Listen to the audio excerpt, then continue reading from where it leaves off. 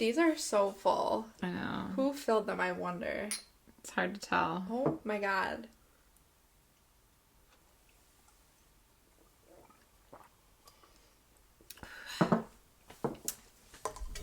Cheers. Oh my god. We forgot to say cheers. Oh, yeah. You were like, I was just so taken aback by how full this was. Welcome back. How are you doing? I'm Off the Cuff Nurses. Everything's off the cuff and off the record. Today's all about Butts. Butt stuff. Guys, we are here to give you the pertinent information about what your poop should look like. Yeah. Things you can and can't stick up your butt. And just some, like, funny hospital butt and poop stories. Yep. Because I know you guys have been waiting for this. I mean, this is a disservice if we don't tell you if your poop's normal. And as nurses, it's very common that we like to talk about butts and poop. Yes. I mean, that's just, like, one of our favorite things. Mm-hmm. Mm-hmm. I actually had a family member get upset. There were 4 of us eating lunch, and they didn't like the conversation was about poop, and they threatened to go sit at a different table. It's just so second nature to us. I know. It just, like, I really just don't even have, like, a filter when it comes to that. I don't either. Like, I could literally, like, clean up shit off the floor and then be like, all right, I'm gonna go take my lunch. Yeah. And, like, not even think about it. Yeah. Same. So our first order of business, our topic is called What's Up Their Butt? And this is about, like, people we've treated in the hospital, things we've heard other people do. Crazy stuff, you guys. And I'm sure you've seen the TikToks when Christmas comes about all those glass Christmas trees that people be wanting to put up their butt. Yeah. So we're going to talk about which Christmas trees you can, which Christmas trees you can't. Alright. Maybe just no Christmas trees? Yeah. Unless it's like a rubber Christmas tree. A rubber Christmas tree. Like a rubber chew toy. So this wasn't my patient, unfortunately, because it really... Is it such a great story? It just, like, the embarrassment factor of these people had to have been, like, through the roof, right? So they came in through the ER, and it was a man and a woman. And he came in because he had a black, large dildo stuck too far up from his wife, and she came in with him. I would have dropped Blake off at the door and said, I'll pick you up when you're done. That's so embarrassing. If I was him, I'd be like, you're coming in here with me. Like, you put it in there. Right. Like, you're coming in. You're taking the blame. Right. I'm just, like, concerned a little bit on multiple factors. Were you a student? No, it was just her. Obviously, if a patient like that comes through the ER, it's going to spread through that hospital like wildfire. Yeah. I was working the usual floor I worked. Okay. And everyone just heard about that there was a patient in the ER. Because, you know, like back in the day, you could look on the ER board. Track board. Yeah, and see, like, what patients are coming in for. For an object in rectum. Literally, something like that. And we were all like, oh, we have to figure out what it is. You know what I mean? But I'm pretty sure he had to have surgery. Yeah. Because it was too far up. Because it, like, suctions. It does. It sucks like, it up. Yeah. Which is so weird. Because poop comes out. Right. So why is it that when you put something in there, it, like... Right. It's like a vacuum. And if you want to do that, do it, you know? But just this, you might have to go to the hospital, and I don't know if you want to do that. So it needs to have a... flared base. That's the moral of the story. It needs to have a flared base. It has to have a base bigger than the tip of it, so it doesn't... Travel. Yeah. Travel north. Travel north. You don't want anything traveling north. So that was my one story. And I would have loved to have him as a patient, just so I could have been like, how did we get here? Because, you know, like, you usually ask your patient, like, how did we end up here? Right. Because most of your patients would be like, I've had chest pain for 3 months. And I'm like, okay, then why'd you come in tonight? Like, why was it tonight? Right. So I would have 100% been like, okay, like, how'd you end up here tonight? How'd we get here? Knowing full well. I just want to hear it. Right. Yeah. Just tell me everything. Mm-hmm. That was pretty great. So, I have 2 stories. Neither of mine are hospital related. Okay. Personal, right? Well, the one was a friend. Okay. And my best friend, heard this story. Okay. About this mutual friend that we had.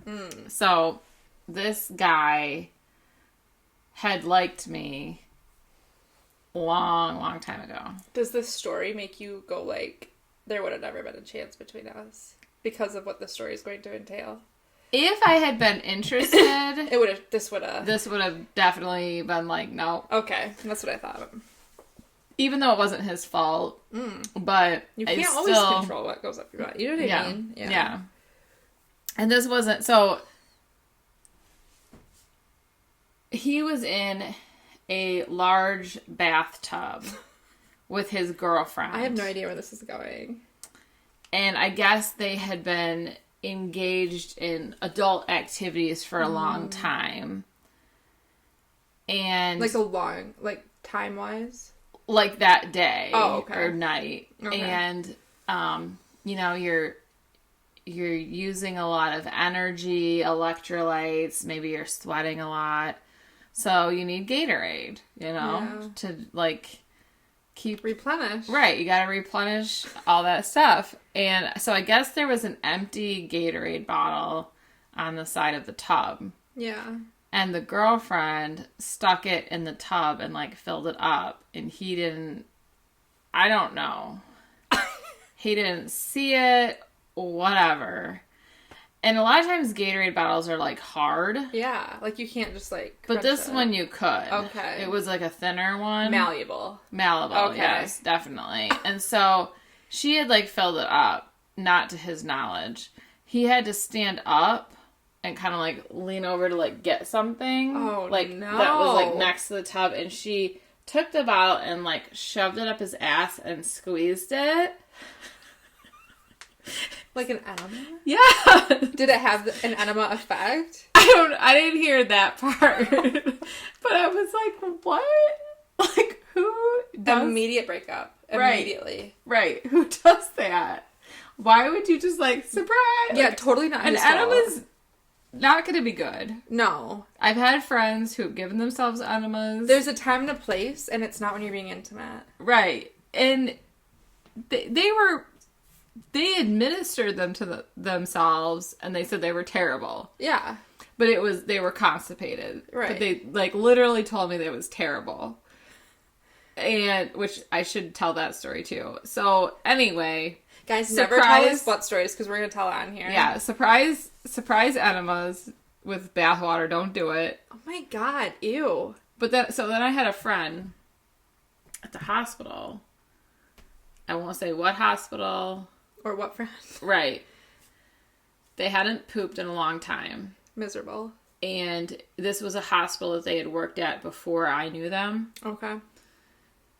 They took one of the Fleet, the orange enemas out of, the stock, and they went in the bathroom. At work? Yes. That is wild. Right. And they put... I have to be in the privacy of my own home. You know, the blankets?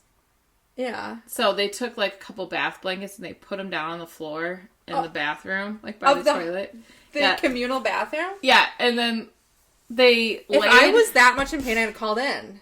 I don't know what time of night it was. I don't know what, precipitated this, but so then they took it, and they laid on their left side, as you're supposed to, and shoved it, and then did it, and then, they held it as long as they could, and then, sat on the toilet, and they said it was... But they laid the blankets down because they didn't know if it was going to make a mess.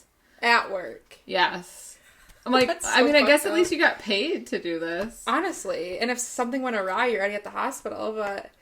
That is crazy. And then my other friend, it was the end of the first semester of nursing school.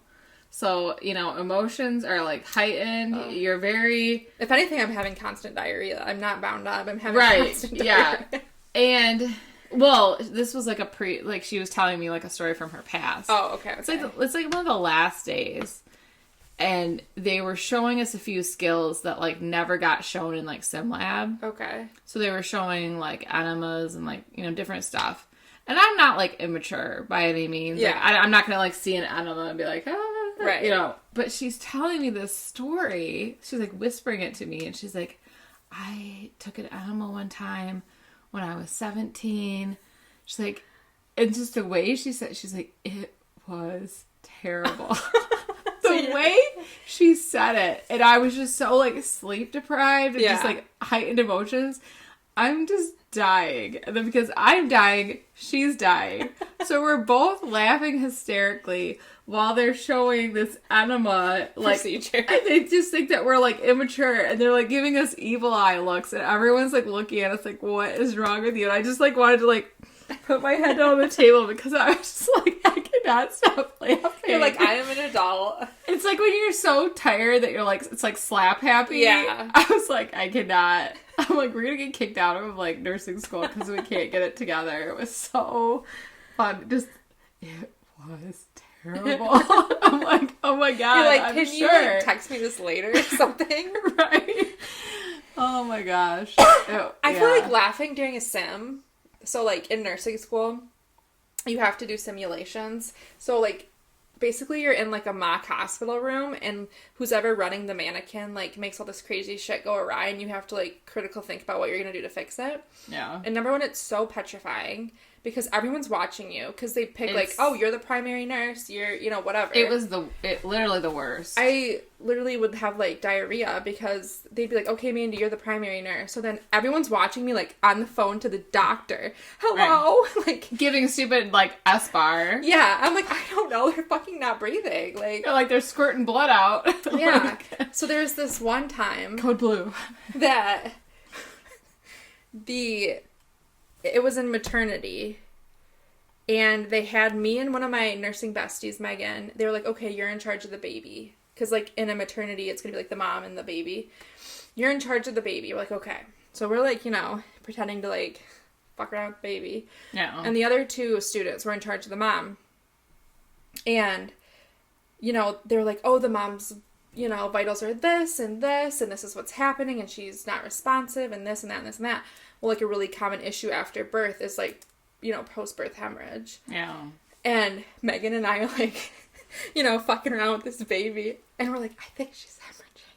And Megan's like, yeah, I think she's bleeding out. And we're like whispering while the other nurses are like, don't know what's going on. They're like, ah! Yeah. Freaking out. And they're like, guys, her blood pressure's super low. Because she's, like, losing a lot of blood. Right. And like, what does that mean? Right. And she's, like, really pale. And the labs are back and her hemoglobin's super low. And we're just like, I think she's hemorrhaging. But we're just, like, only telling ourselves. Right. And so the other two nurses are like, I don't know what the heck's going on. I'm like, guys, we think she's hemorrhaging. So they, like, lift open the blanket and there was, like, fake blood.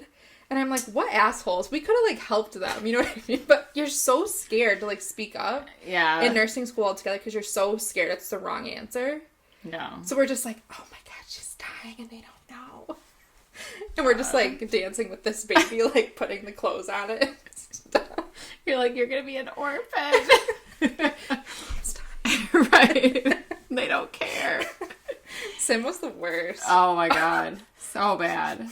It never made me feel, like, confident. Good. Yeah. Yeah. I think one of the very last ones, I was like, it was like you were going to have to do different, it was like a range of different, like, skills. Ugh. And I said, I'm doing the catheter, like, because I'm not getting stuck with the NG. Oh, God. Because I never had the chance to do an NG. Yeah. I didn't either. I did one on my floor when I was training on days before I went to nights, but I was like, I'm not... Yeah. I feel like I'm tipsy after those 2 shots with this water. You might be. So, we got way off track. Oh, so the moral of the story... Oh, no, did you already tell... Oh, you already told your stories. I told one. I thought you told 2. The Gatorade and the... See, I'm drunk. That was just a fun fact about enemas. It was related to my Gatorade bottle story. Oh, then tell your other one. Okay. So, this was with an ex-significant other. Ooh. Not with Ryan. He didn't care if I shared this story, but he wanted to make sure that I prefaced that this was not him. I had an ex. I thought you meant you texted your ex, like, can I share this story about your butt? He would have said no. Okay. So, he kind of had, like, a weird fascination with, like, his prostate. Ah. And I had never... delve into that. Yeah, I was just like, no. And then... No. I don't know if he, like, thought I was a prude or what, or he just thought that, like, because I was so anti, like, butt stuff... Yeah. That I wouldn't do this. Okay. But I had a empty Bud Light Lime bottle glass on the side of my bed. We're not supposed to do glass. I know. And you're like, I don't give a shit. He just made this, like, joke, like, oh, you should, like, try putting that up my butt and see if you can, like, stimulate my prostate or whatever. And he thought I was going to be, like, horrified. I would be. And I called his bluff. Oh, she shoved it in. Did you rim the tip? What? With Vaseline or something? I put a condom on it. Oh, okay. In case it broke. But, I mean, that would have pierced right through. You're like, this is just... So, I put it up only... So, the bottle, like, flares out. You know? Good. A flared base. That's where I stopped. Good. Okay. And I wasn't very happy in the relationship at this point. It was getting close to the end. Okay. So I think, which this is wrong of me, but I think I was doing it to, like, disrespect him. Like, maliciously. Yeah.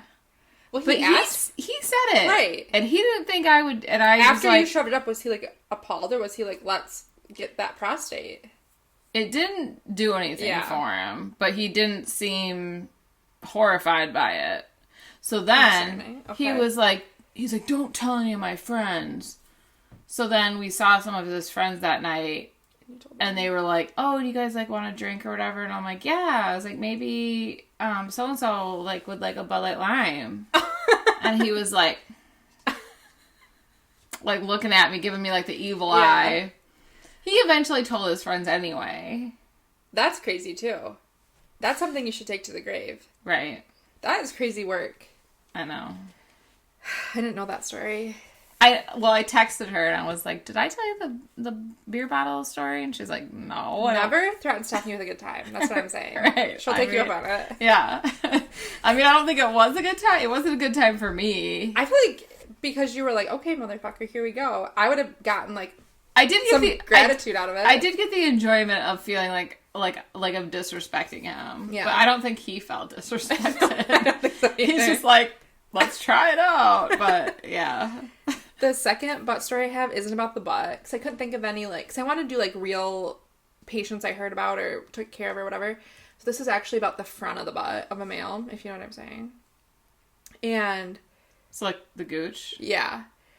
Did I tell you this story? No, I don't think so. know if it's the gooch or not, but this guy came into the ER because he stuck, like, a metal car part, like, around his shaft and his balls, so it was, like, pressed up against his skin. Do you guys see where I'm going with this? And he couldn't get it off, and it was, like, strangling his balls. What car part? It was a metal ring of some sort. But after he, like, got it on, it swelled up. He got aroused. He got aroused. And then he couldn't get it off. And he couldn't get it off. Cutting off. And it was cutting off circulation, so he had to come into the ER, and they had to have surgery. And he ended up on my floor post-op, and he almost lost his freaking balls. Were they, like, necrotic? I don't remember, but I think it was... Like, perpetual blue balls? Like, the timing of decreased circulation to the balls, like, almost made them become necrotic. Why would he just think that this is what I should do? I don't know, but the one male nurse we had on our unit, thank God, got him, right? Because, like, I don't want that. No. I would have to do wound care. I don't want to do that. Was there, like, a wound? Yeah. Where? Like, under his ball sack. So on the gooch. Mm-hmm.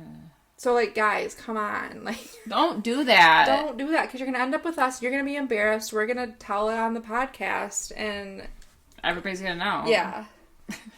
Because we can't keep that to ourselves. The moral of the story is, if you're going to stick something up your ass, I don't want to yuck your yum. If you're into that, do it. But it has to have a flared base, and it can't be glass. Unless it's a beer bottle. Unless it's a beer bottle, but it has a flared base. So none of those glass Christmas trees. And you put a condom on it. Yeah. So that's what we wanted to share with you guys. Yeah. We don't want to just discriminate whatever you love, but you got to be safe. Yeah. Yeah. True. So, what type of poop is normal? So, those of you who are in the healthcare field might know something called the Bristol stool chart. We use that. I use it in med-surg. We don't use it now. We used it because it's like what it looked like. Yeah. So based upon there's 7 types of stool you can have. I'm going to run through them, what they mean if you do have them, and then what is a normal type. So number 1 is going to be the hardest to like the most soft. Number 1 is separate hard lumps, and that's just like an indicator that you were constipated, and this is kind of like the first stool after constipation.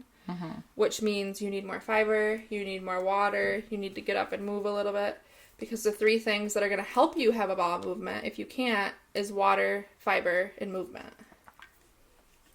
Number 2, lumpy sausage-like. Still means you're constipated, but not as much. Number 3 is sausage with cracks on the surface, and that is considered normal and a type that you want to have. And I feel like most of us know what that looks like. If you want, you can look up a stool chart and it'll show graphics. I thought about drawing for the people, but I said no. You said no. Number 4, smooth, soft sausage with cracks, also normal. So anywhere between a 3 and a 4 is what's considered normal. Everything else is abnormal. 5, soft blobs with clear edges means you're lacking fiber. So you need to bulk up on some fibrous foods, Metamucil, whatever you need to do. Yeah. 6 is a mushy consistency, like right before diarrhea. And that means something's having some gut inflammation. And 7 is just diarrhea. That means there's some inflammation going on somewhere. Yeah. So the things you can do to improve bowel health, which I just said, water, extra fiber, exercise. The grams of fiber you want to get in a daily basis for women is anywhere around 25, and for men it's anywhere around 35. And then the foods that have the most fiber could be fruits, vegetables, legumes, grains, any of that type of thing. And what's considered normal bowel movements is like really kind of based upon comorbidities you have, how active you are, what your diet is. So according to henryford.com, from one of their gastric doctors, anything between 3 times a day to 1 every 3 days is considered normal, depending on your lifestyle. And it's kind of what's normal for you. Right. Yeah. Like, some people, it's like, I go every day, and if I don't, I'm constipated. Yeah. Other people, it's like, every time they sit down to pee, they poop. Right, or other people, it's like, yeah, about 1 every 3 days. And that's like the older generation, or if you're on a lot of opioids.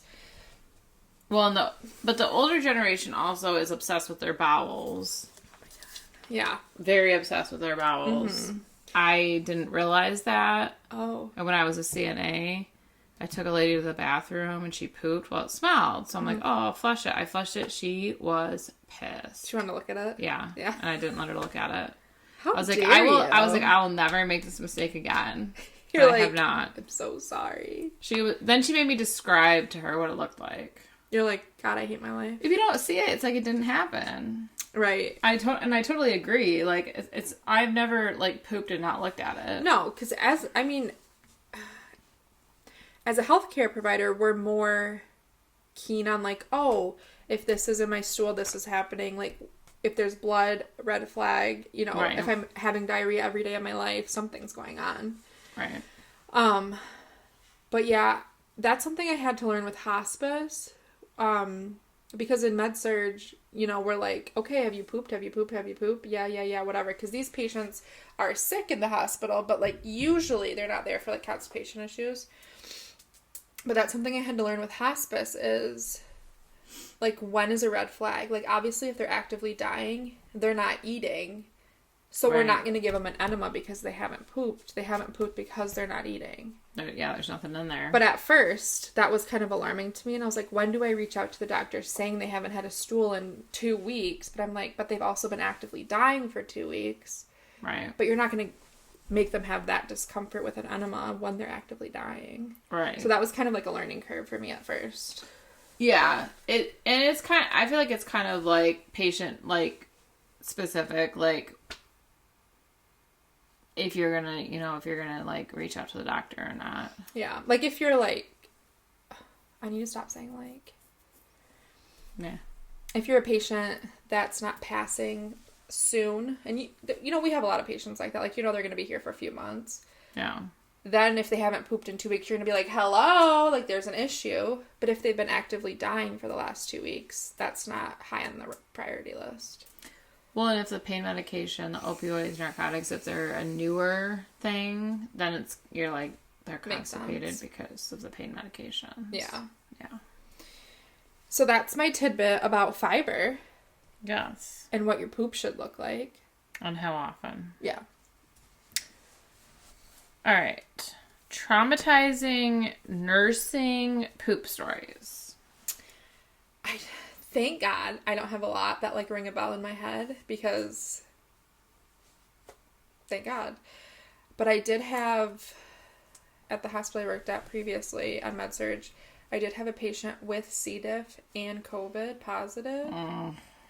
And it was every 30 minutes for 12 hours.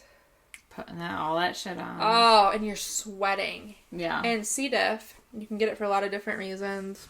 It smells. And it's liquid as shit. It's like green. It's got a certain smell. And it was like every single time, like, running off the bed. And the patient was bedbound. Oh, always. Always.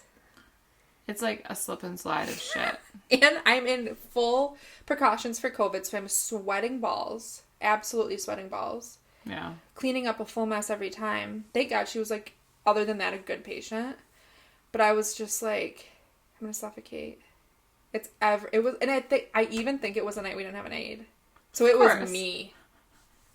I would have made someone go in there with me. I did, because it was like because she was bedbound. We had a roller and stuff. But I was just like, I'm going to make you drink this Fanco down to get rid of the C. diff. Right. I cannot.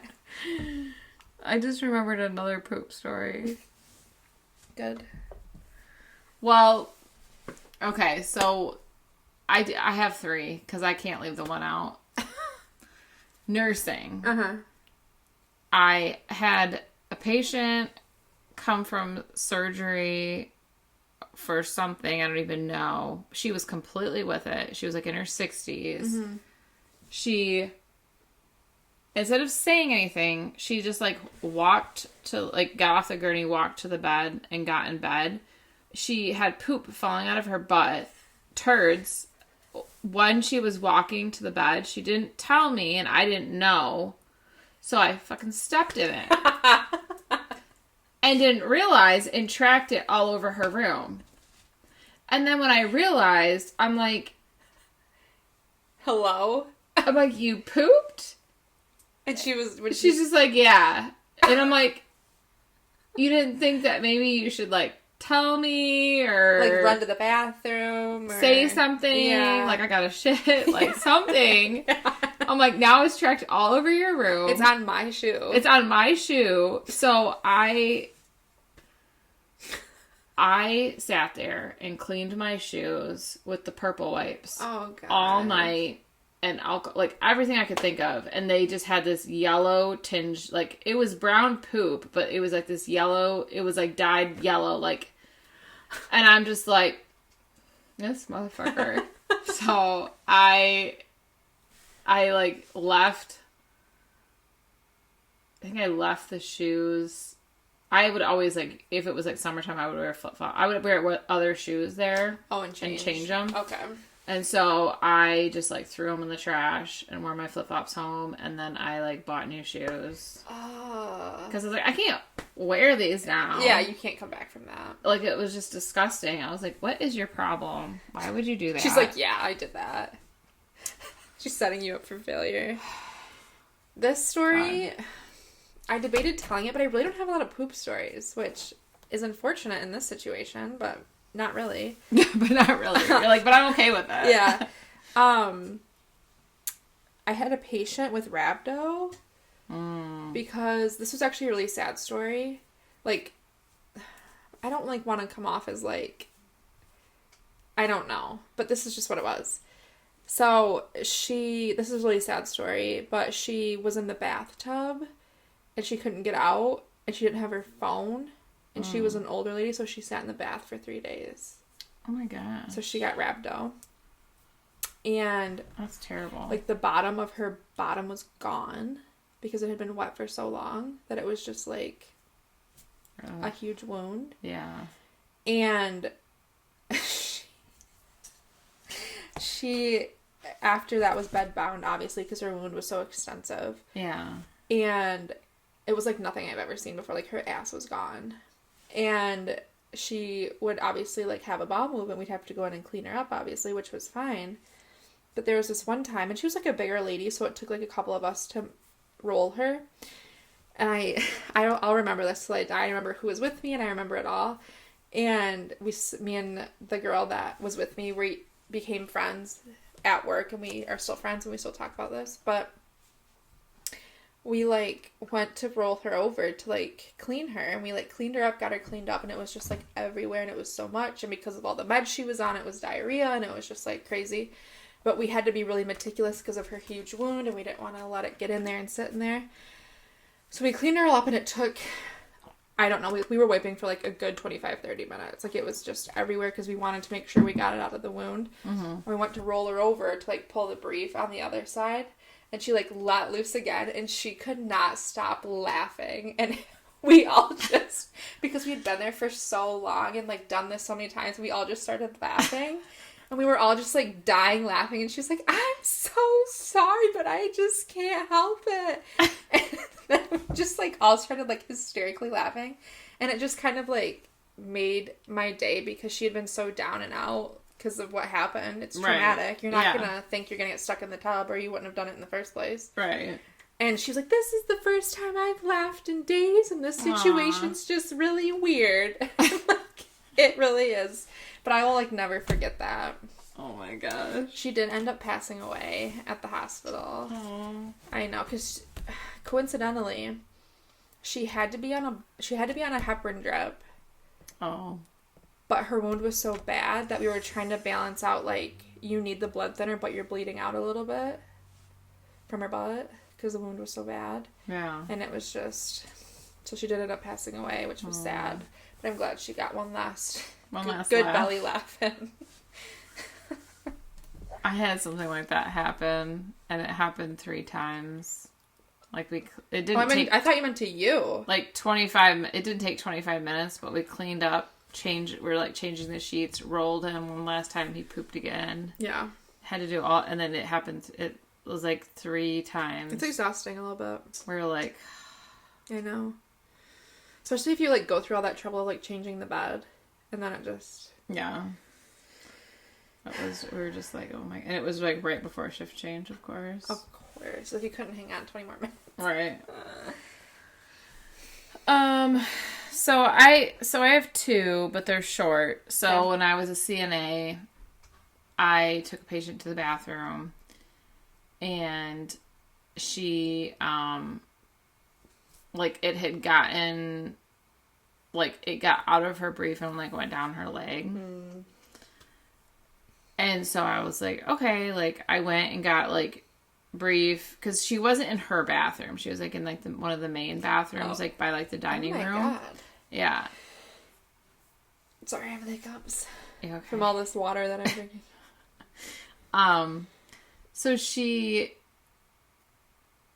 So I went and got her a new brief and pants. And I was a CNA. It was like my first job as a CNA. I wasn't thinking. Oh, no. I was just taking her shoes off without gloves on. And there was poop on her shoe. And you touched it. And it touched my bare thumb. Yeah. And I just remember staring at it and just being so sad.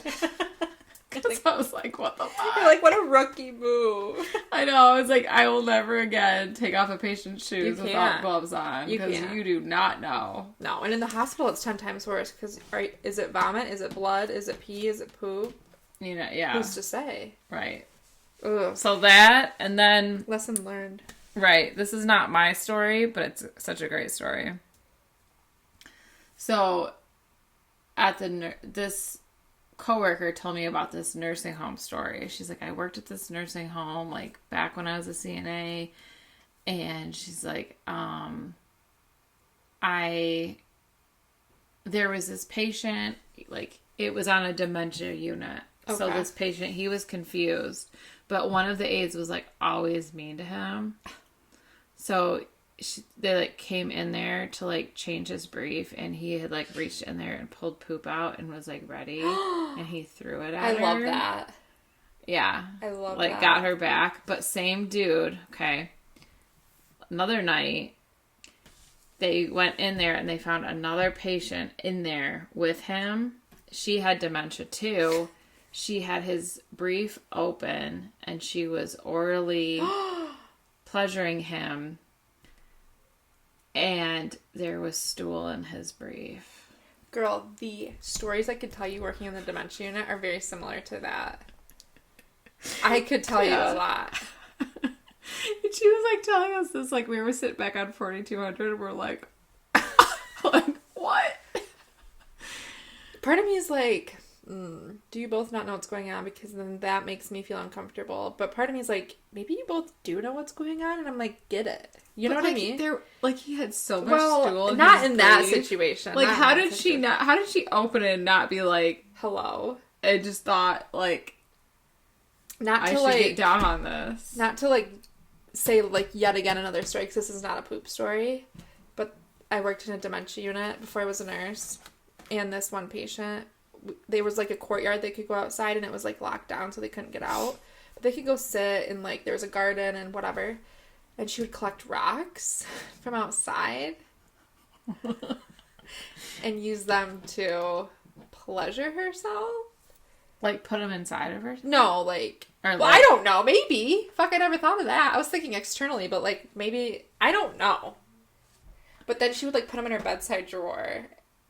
She's like, this is my favorite. Yeah, and we'd, like, walk in on her, because, you know, there's, like, their doors aren't locked in a dementia unit. She's just, like, going to town with it. And so her DPOA ended up buying her a vibrator. Yeah. There was... But we had to, like, keep track of that, because you can't just have it out when families are coming. Well, right. Yeah. So the friend that told me the story about her terrible enema, she had worked as a CNA at a nursing home, and there was this lady who was, like, using, like, straws, like, pens, like, all sorts of things to, like, shove up, you know. Oh my god. That could, like... Right. Cut. Like, sharp. Yeah. So, yeah, the family ended up buying her, like, a little vibrator. Yeah, that's nice. She was, like, much happier after that. Oh, I bet. Yeah. I think... Like, think of the trauma. Honestly, no shade at that point. You know what I mean? Like, get them what they need so they can, like, do whatever they want safely. Yeah. That's a lot to unpack. I know. So, girl, tell me how I'm not going to get colon cancer. Okay. So, we have colonoscopies versus Cologuard. Because I don't want an ostomy. I think that will be the end of me. My self-confidence is already down in the tubes, and if I had that... That's it. That's it. But it is a fetish, so you could get rich. I told Blake the other day, I said, we've had people come into the hospital with herpes on their stoma. What did he say? He was just, like, appalled. And I was like, yeah. That's all she wrote. Again, don't want to yuck your yum, but that is yuck. That is yuck. That's real yuck. That's yuck. I mean, a hole's a hole. That's yuck. And at the end of the day, people want options. That's true. That's true. And if you don't know what a stoma is, that is for you to go. There was, like, this girl, it was, like, some page that somebody liked, like a guy, not a guy I knew, but, like, my friend, and we were, like, looking at his likes, because he seemed like he was, like, messed up. Mm-hmm. So we were doing, like, a deep dive, and it was literally this girl. She had, like, lingerie on, and she had, like, a stoma, and she had the bag on. Yeah. And it was literally, like, for people who were, like, into that. Nice. So I'm like, hey, make your money. Make your money, girl, yeah. Yeah. Somebody out there is going to like it. I mean, if I have to get one, I'm going to be doing the same thing. So might as well make some money off of it. All right. So colonoscopy versus Cologuard. So Cologuard is a convenient at-home stool test for colorectal cancer screening. However, a colonoscopy is the gold standard. it's offering superior polyp detection and removal. So Cologuard, it's a stool test, and it looks for DNA changes and blood in the stool, which can indicate cancer or precancerous polyps. So there's limits to it. It can miss a significant number of precancerous polyps. 2, if a potential problem is detected, you're still going to need a colonoscopy. So you should just start with that, honestly. Right. Yeah. That's kind of what I thought, because they're going to need to confirm it and then remove any polyps. Yeah. And then also, the Cologuard can almost give you more anxiety because there's a false positive rate of 13%. So they could be like, hey, we think you have cancer. Now, like, wait 45 days while we get a colonoscopy, like, scheduled for you. Yeah, and then it's negative. Right. Yeah. So Cologuard is only recommended for individuals at average or lower risk for cancer. So maybe if there's no, like, familial, like, or younger history. people. Right. Yeah. Colonoscopy, it's a thin, flexible tube with a camera. It's inserted into the rectum to visualize the entire colon. So the pros. Gold standard due to visualization. They get to see what's going on. And they can remove the polyps during the procedure. You're not going to have to do a second thing and wait, more time. The cons. So it is more invasive. Way more invasive. Sedation. You have to be put completely out. I don't want to be awake. Well, right. Yeah. And then the bowel prep. Oh, God. Leaves something to be desired. I think it's a little different now. Yeah. But when I worked in the hospital, I was on these people's ass, literally. Go lightly. That's what we gave them. Giving them go lightly. And It was not lightly. Yeah, and it's like it's this like gallon jug that you'd have like in the med room. Every time I had a colonoscopy prep, they were bedbound. I shit you not. Oh, really? Yeah. It was very not good. I think mine weren't. I think they all had like commodes next to their bed. Yeah. But,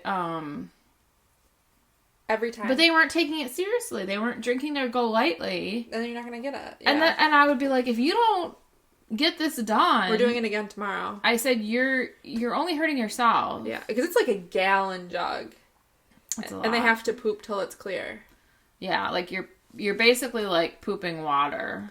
It's funny that we talk about this because my dad just went and picked up his colonoscopy pack from the place on Bay City Road, and he has to get it done this week. So it was like mag citrate. Oh, yeah. What did they gave him like 3 things: Docalax, something else. But I was like, the mag citrate will get the job done. It'll get you. And there's also a risk for complications like bleeding. They can perf a bowel. Yeah. And I will be in your dad's shoes shortly. Are you getting one? I have to. Why? There is a familial... Oh. There's a close family member, and they said, so I need to get checked. Oh. And I'm meeting with my new PCP when we get back from our honeymoon. Finally. I know. We've been talking about this for a year and a half now. I know. I literally had to apply to be her patient. The same one I go to? No. Oh, okay. So a close friend that she had told me about this one. It's like associated with where we work, and she's like, oh, just go there, like I love her or whatever. Well, I called them and I'm like, are you is she accepting new patients? And they're like, well, it's not as easy as that. Like, you have to fill out an application. I'm like, what? Like, is this a job? You're like, I'm offended. Like, I'm interviewing to be her patient? And so they were like, do you want us to send it to you in the mail, or do you want to come in and get it? I'm like, I guess send it to me in the mail. Yeah. So I get it. I filled it out right away. I took it in. And then they called me to, set up an appointment. Have you ever had one? A colonoscopy? No. Okay. So I'm going there to, for her to be my PCP, but then I have to get a referral. Uh-huh. To a gastroenterologist, I guess, I don't know. Is it because someone's had colon cancer close to you, or they had polyps? they had precancerous polyps that had to be removed. Because my dad's had polyps removed, but nobody said anything to me. I'll tell you later who it is. Okay. But it's close enough that... So they had precancerous ones removed that can turn cancerous. Oh, I think his were just benign, but they removed them. They were like, these aren't cancerous right now, but they can turn cancerous in the future, so we're going to remove them. Yeah. And then I have to, so... It's not a bad thing to be preventative, though. I'm way too young to have to get this done, though. Oh, for sure. But it's better to know, like, catch it if something is. You know what I mean? Yeah. But my friend had one the other day. I need to figure out who to go to. Yeah. Because I would rather go in a different town. Me too. Because then I would know who that I would want to do it. And so that kind of scares me. Yeah. So. Because now you have different insurance. Right. So I need to, get a referral for that. And then I'm assuming that she'll be able to do my... Your little pap smear? I had mine last week. Preventative. Get them done if you need to, guys. Which, they're so fun. So fun. So fun. Remember, I think I told that story in here. I was waiting for them to stick their finger on my butt. And they didn't? No, because she said I'm not over 50, and I've never had a history of hemorrhoids. I said, thank God. I was just glad that it's like she didn't just do it to me. Right. The one lady, she like asked me, and I was like, I don't want you to do that. I like when they ask. Like, even my PCP, when she was giving me my pap, she was like, do you want me to check your breast for lumps? I said, sure. Oh. I've never been like, I've just been told like, okay, now I'm going to do the breast exam. She asked me. Because it wasn't like a full physical, it was just a pap. She's like, do you want me to just do it? And I was like, yeah, I'm already naked, so you might as well. Right. Yeah, but I was like, thank you for asking and not just like going. I just can't even imagine going to a male doctor. I can't either. For any of this. I think it's disgusting. I mean, more power to people who feel comfortable doing that, but I just think it's a red flag that you wanted to do this in the first place. Yes, and that's the thing. And I think it's a huge double standard because everyone just thinks it's normal for guys to be gynecologists, but if I decided I wanted to be a dick doctor... What do you know about dicks? Like people would be like, oh, you're a pervert. Why do you want to do that? And it's like... He's literally getting up in there. Yeah. He's touching all these boobs. That's invasive. Fucking weird. Yeah. And that's a creeper. My doctor, I don't know if it's standard practice for everybody's, but when she gave me my pap, she was like, what did she say? She was like, can I manually, like, feel around for lumps, like, in your vaginal canal? And I was like, obviously I know what that means. And I said yes, because she's a woman, and if I got a lump, I need you to tell me, girl. Right. But if a male said that, I'd be like, absolutely not. Right. You know what I mean? I don't want any guy seeing down there except for my significant other. Yeah. That's it. Like, I just, no. And sometimes I'm like, not today. You're like, not even him. Not even today. You're like, it's not Wednesday. It's not happening. I just, Red flag. I'm like, that's for one man. Right. And no. So, all we know is just butts. Butt stuff. Yeah. That was fun. It was fun. I hope it was very informative. What you can, what you can't put up your butt. If your poop looks normal. If you should do the colonoscopy or the Cologuard. I feel like that was informative. Yeah. Yeah. Helpful. Yeah. We do what we can. Right. We try. 48. Okay. So, all right, guys. Well, I hope you enjoyed the butt stuff. I know we did. Yes, we did. As nurses. Yeah. So as always, if you didn't chart it, it didn't happen.